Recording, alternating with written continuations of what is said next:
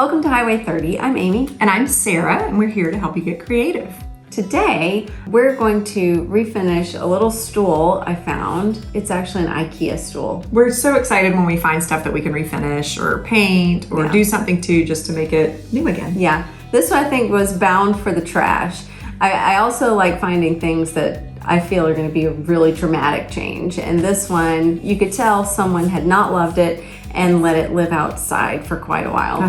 That's never good. No. So let's give it new life. Let's do it. Let's go. So now you see it. The stool is a mess, and although I don't usually take things completely apart to paint, I thought it would be easier for this one to be deconstructed.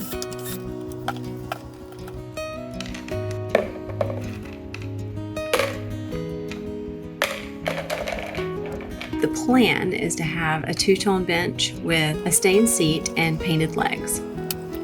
So like we said, it was obvious this was kept outside and wet because there were mold stains and water damage on the seat and legs. You'll see that I end up taking the sander to all of it to get a fresh, smooth surface on the whole thing and to try and remove some of that mess. Sanding, I decided, would be much easier to do if it was taken apart.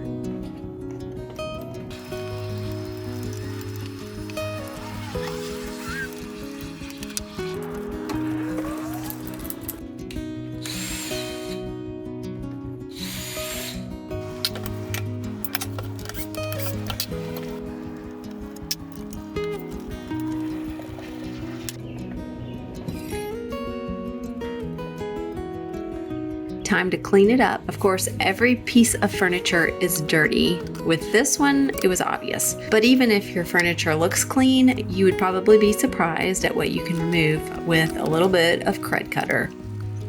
Pine Sol or Simple Green also works really well for this step.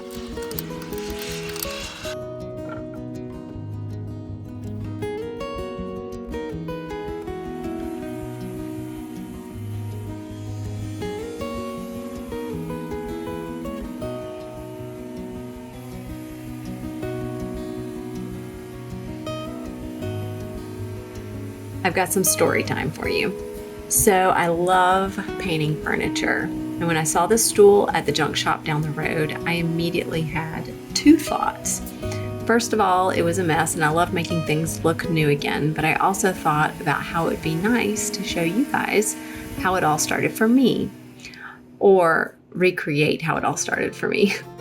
When people ask me about painting furniture, I always suggest a small project to start off with. You really don't want to lay that first layer of paint on your huge bedroom dresser only to find out that you hate the process, but now you're stuck with finishing it, or you have half a painted dresser for your bedroom. The first thing I painted was actually a stool we've had in our garage for probably 15 years, and then it was probably at my childhood home before that.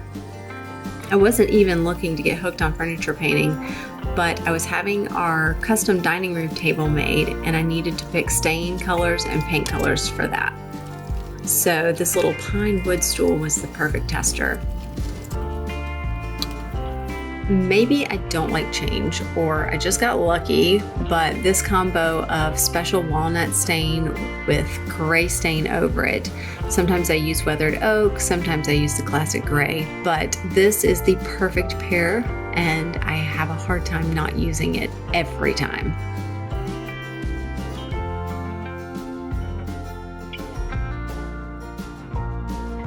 This next step is one that I don't always take in my furniture painting process. I have had the nightmare bleed through before on old wood and then fought with the shellac in between layers, but I'm starting to get smarter and spot the problems before I have them. Because this stool had obvious mold spots, I decided to seal those in with this bullseye primer before getting to the chalk paint. If anything, it just makes me appreciate how easy and wonderful the chalk paint is and how easy it is to apply, and it helps me enjoy painting that on even more. I do think that the bullseye primer is the way to go over any kind of shellac. I do not enjoy working with that. It feels like you're painting on sticky honey and that's not fun. Now it's it's finally time for the color. I do water this paint down to lay the first coat on pretty thin. That way it is easier to control blobs and drips. But especially when you're doing something like this stool, you still need to pay close attention to all of those edges. And on stools, there are so many edges.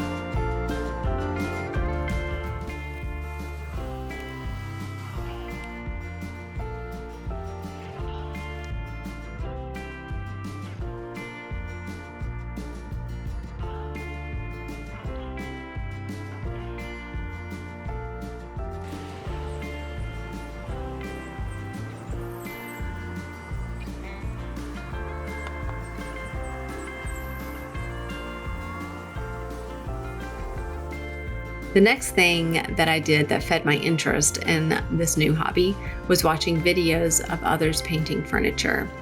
I did get many tips and tricks that have helped me along the way, but nothing is a bigger motivator for me than to just watch other people work. It makes me want to create something myself.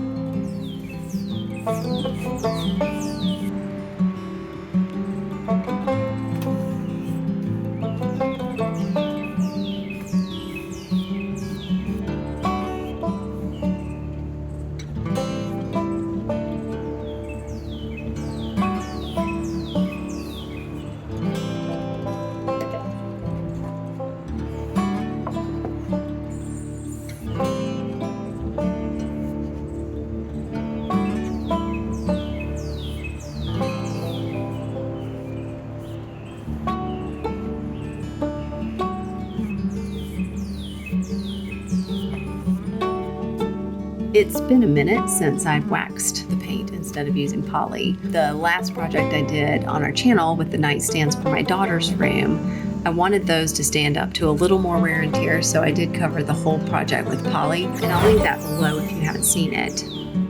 Now, don't be afraid to use the wax, because as long as you have your wax handy, it is so easy to buff out scuffs if you happen to get them on your finished pieces.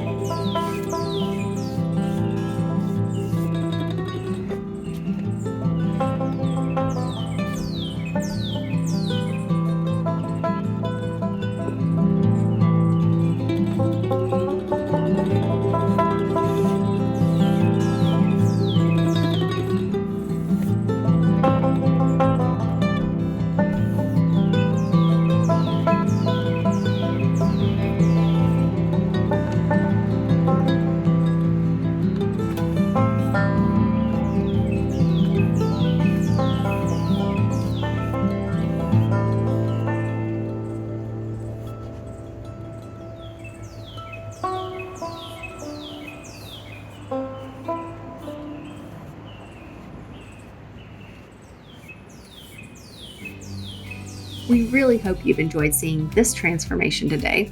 I also hope that it motivates you to try it yourself, but I'm warning you, before you know it, you'll have painted everything in your house. If you haven't yet, please take a second to subscribe below. We can't tell you how much that helps to motivate us to keep making videos for you. Thanks for stopping by, and we'll see you next time.